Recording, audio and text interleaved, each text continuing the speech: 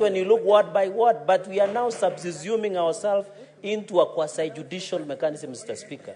And therefore, all of us will assume the role of being a judge. And therefore, it is important so that all of us can learn. Mr. Speaker, under Article 118 of the Constitution, this is what we call public participation or parliamentary proceedings. When we go for plenary, the people of Meru, the governor, the MCS, Kenyans at large will be able to watch the proceedings in an open and transparent manner.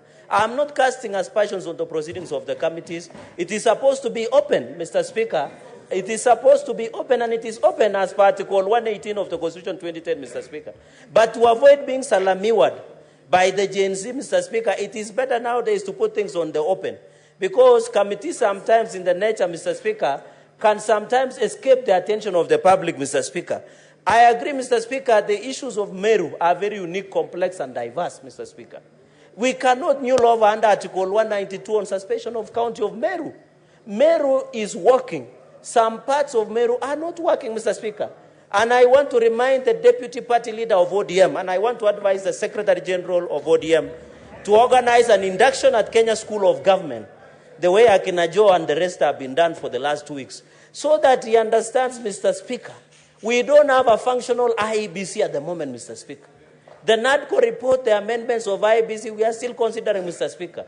So the suspension under Article 192, we should not envisage, because we have opportunity to listen, Mr. Speaker, to be able to ventilate through and be able to have a chance. Mr. Speaker, I want to tell the committee members who are proposed, we love you, but plenary loved us most. So we wish you well and we'll appoint you. I thank you, Mr. Speaker, and I oppose the motion. Senator Kibwana. Thank you, Mr. Speaker. Mine is simply, Mr. Speaker, saying that I support the plenary. Much has been said. I may just want to request, Mr. Speaker, if you can actually recommend the report be captured later by relevant committees. Thank you, Mr. Speaker. Senator Abbas. Chairman, devolution. Thank you, Honorable Speaker. I beg to oppose the motion that it will be fair for the people of Meru at least to hear each and everybody of this House opinion. And according to Article 961, the Senate is obligated to be able to protect the interests of everybody in Kenya.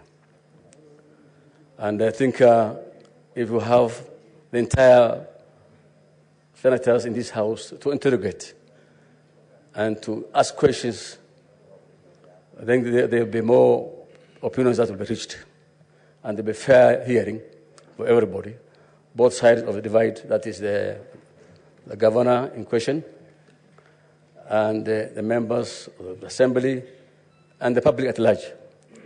Honorable Speaker, it's a very unfortunate situation. As the chair of the devolution, we have tried our best to intervene in this matter.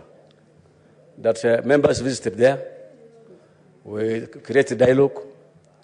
Many questions have been promised that this will be the end. That time when we visited, that this will be the end of the day of that matter. But however, it still continues, and the Meru people are not enjoying their rights and whatever the development they have got. In that matter, I wish to support the motion. I want to oppose the motion, and I will propose that we go the plenary way. Thank you, Mr. Speaker.